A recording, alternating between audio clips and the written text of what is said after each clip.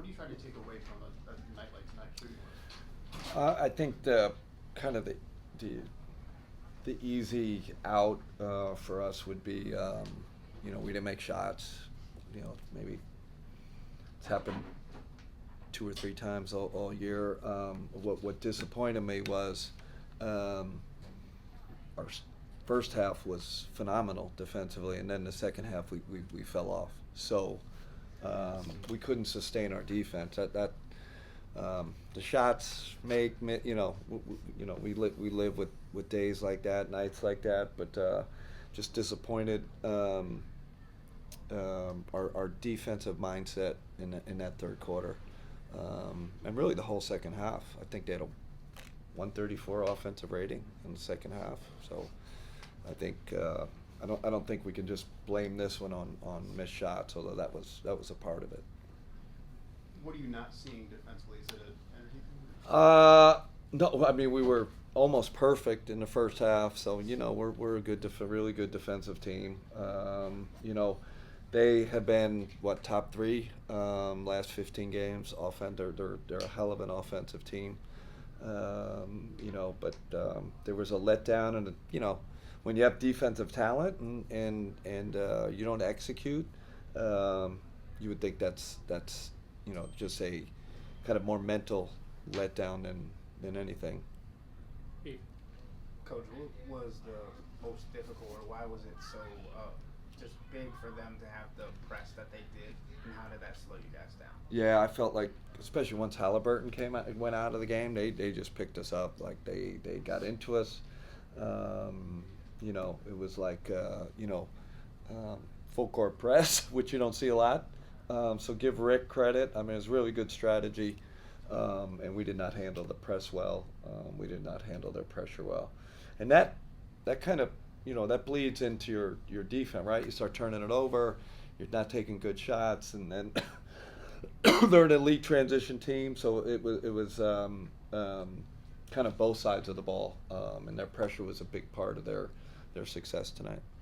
Max didn't have a great night tonight across the board. What was the decision for you to continue to go back to him in tonight's game? Yeah, he's one of our better players, good rotation players. I trust him, love him. I think kind of one of those coaches I just don't feel who's playing good in a moment. Like I trust the group and obviously trust him in the rotation. Figured he was going to get going. There. You mentioned defense in that third quarter. Yeah. Just specifically, what did you see? They used that 27-5 run to kind of really set the tone there in the second half. But where did you see the biggest breakdowns? I didn't think that we slipped in transition defense. I think that was the first part. Fouled Siakam to get him going early. I would think that was the first play of the third quarter. So lack of discipline there, not fouling. You know how these things are. It's like just little things, little errors start adding up. I don't know if there was a little bit of a relax. Oh, Halliburton's out. Their best player. Or do you just kind of relax? That's not our team usually, but it happens. They're humans. But again, disappointed in that defensive effort in third quarter and the fourth quarter. And it's not often you get beat on glass.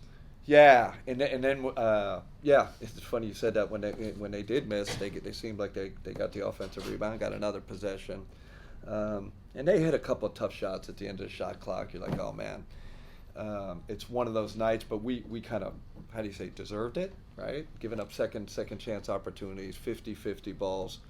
I always look at it too as a coach, like, we had 2 days off, 2 days to prepare for this game. We didn't do a great job from a coaching standpoint. So we'll get another shot at these guys in Indy. So it'll be a good test for us to see if we can bounce back. Dan? Did you think that the shot quality you were getting offensively was good, or was that process not elite? Good, but not great. Good, but not usually. I think we looked at it as an 80th percentile. We're usually in the 90s in terms of shot quality, so that wasn't good. And I think they turned us over, right? 13 turnovers, I think we had.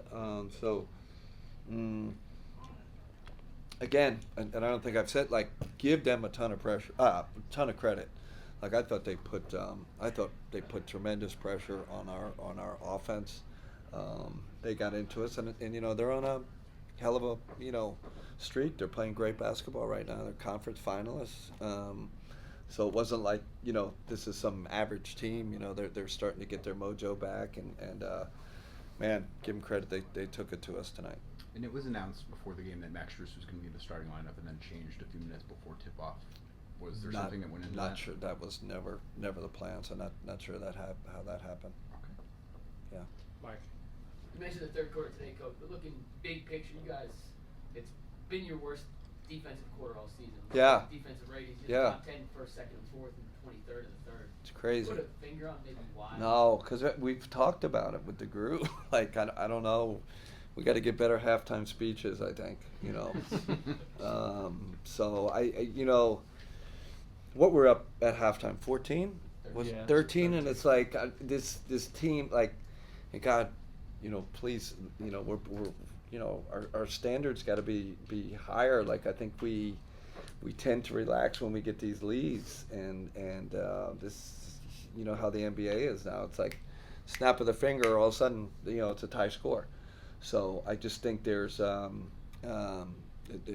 little bit complacency when we get a lead, but that's alarming. I think we've given up 37 points or more the last 3 games in the third quarter. So it's like, we'll look at it, we'll dive deeper into it, but you know, it seems like that's a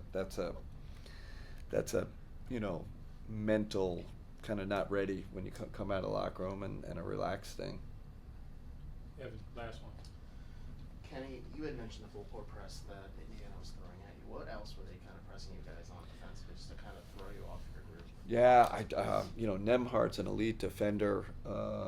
You know, with Tyrese out, you know, they added another defender, and then so Shepard comes in, and he was all, you know, all over us. So they just it was the press, but even in the half court, they were not letting us breathe, and we could not kind of break through that wall. We did it in the second quarter, and then.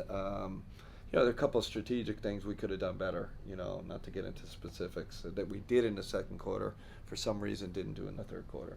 And you kind of alluded to it, but can a loss like this be good for this team, a little humbling, I guess? I think it's after good. Such a hot start to the year. Yeah, no, I think it's good in the fact that we play them again. Like, if we didn't play them for another, you know, 2 months, you know, you just kind of up, but the fact that we're going to play another really good team that's playing great basketball, again, it's good test for our group, good test for our coaches to see if we can figure it out.